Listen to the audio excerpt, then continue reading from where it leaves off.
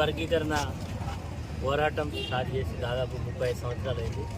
35 సంవత్సరాల సుదీర్ఘ పోరాటం తర్వాత మందకృష్ణ మాదిగ గారి నాయకత్వంలో అనేక సార్లు రాష్ట్ర ప్రభుత్వాలను కేంద్ర ప్రభుత్వాలను విజ్ఞప్తికి చేసినప్పటికీ ఎట్టకేలకు సుప్రీంకోర్టు అత్యున్నత న్యాయస్థానం ఈ వర్గీకరణకు అనుకూలంగా తీర్పు ఇవ్వడం జరిగింది.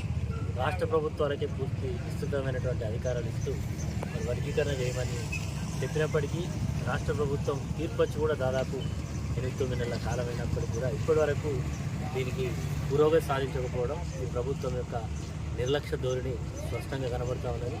ఇలాంటి విషయం అయినప్పుడు అన్ని రాజకీయ పార్టీలను అన్ని వర్గాలను పిలిచి మాట్లాడి అభిప్రాయం చెప్పాలి. అభిప్రాయం చెప్పినాక ఆయన పిలిచి మాట్లాడడం ఏదైతుందో ఇది చాలా దుర్మార్గమైంది. వాళ్ళు పోరాటం చేసిందే మా జనాభా తమాషా ప్రకారం మా రిజర్వేషన్ మాకు కావాలని చేసింది. కానీ ఈరోజు మళ్ళీ మరొక అన్యాయం చేయడానికి తెరలేపినట్టుగా అర్థమవుతున్నాయి. కాబట్టి తక్షణమే రాష్ట్ర ప్రభుత్వం మరి వీళ్ళు చేస్తున్నటువంటి న్యాయ పోరాటానికి సంపూర్ణమైనటువంటి మద్దతు ఇవ్వాల్సిందిగా, తప్పకుండా వాళ్ళకి సానుకూలమైనటువంటి నిర్ణయం ఇవ్వాల్సిందిగా ఈ సందర్భంగా